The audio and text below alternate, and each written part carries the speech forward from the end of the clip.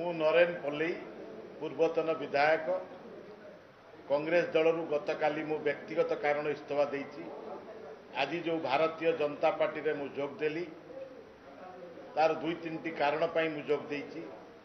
प्रथम होची यशस्वी प्रधानमंत्री कार्यक्रम तांकर 36 दिन 10 वर्ष भितर से कौन दिन विश्राम नहीं नाती भारतीय लोकों पाई भारतीय जनसाधारण पाई गरीब खटिकिया पाई जो कार्य करी देशर सम्मान को नहीं विश्व दरबार में प्रतिष्ठित करचंती सेतिपाई मु निजको आत्मसंतोष लाभ करी। द्वितीय पॉइंट होची राज्य सभापति मनमोहन भाईंकर सांगठनिक दक्षता मते भल लगी।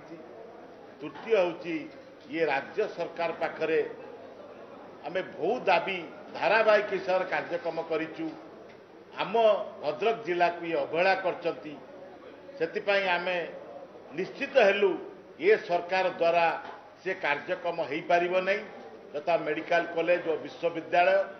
तेणु भारतीय जनता पार्टी बा डबल इंजिन सरकार हेले भद्रकर उन्नति हवा सहित सारा राज्यर उन्नति हम।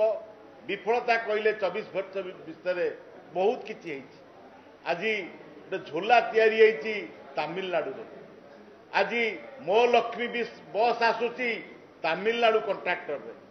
ताले सबु आज रोड कहतु ब्रिज कहतु जेकोन जिनस होची अन्य राज्यर कंट्राक्टर माने कार्य करछन।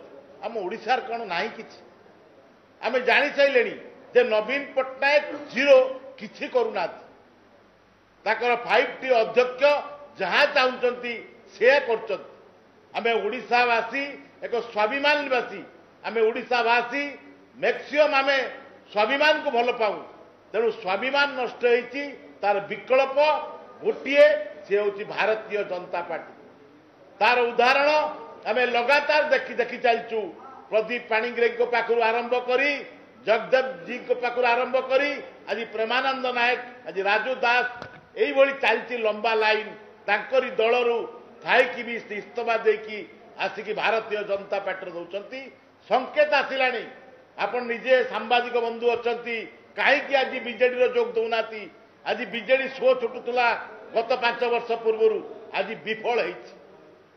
तेणु निश्चित Bharatiya Janata party double engine सरकार स्लोगान निश्चित फलवती हम ये विश्वास रखिकी वक्तव्य रखुଛି।